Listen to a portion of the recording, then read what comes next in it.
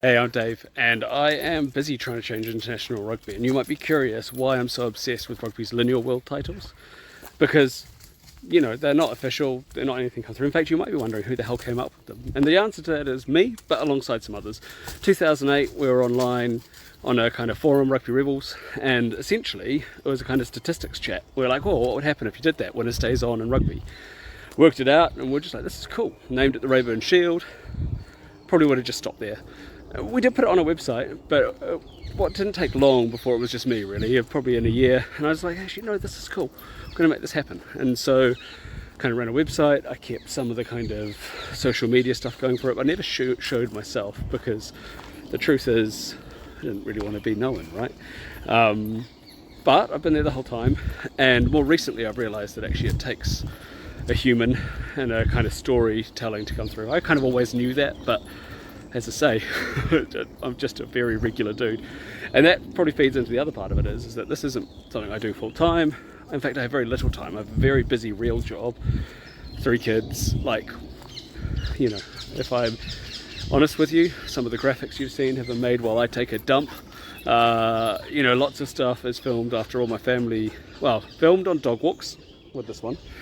And graphics created after my family are unconscious. You know, they go to sleep, and that gives me a little bit of time to put together some stats or kind of dig into the stuff I like. So that's really where I'm at with it. And I guess the thing that I'd say to you is, you know, I have to give myself some grace sometimes.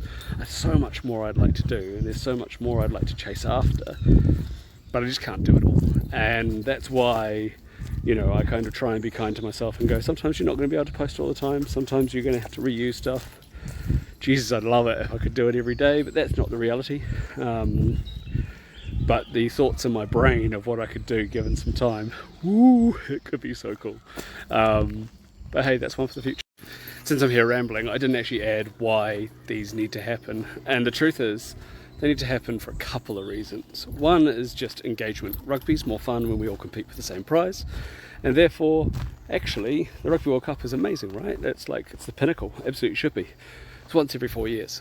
So between that, this gives you a prize that can legitimately be won by any nation. And legitimately, right? It's a one-off thing each time. So, you know, Spain are playing the Red Roses in their next defence. What if Spain take it off them?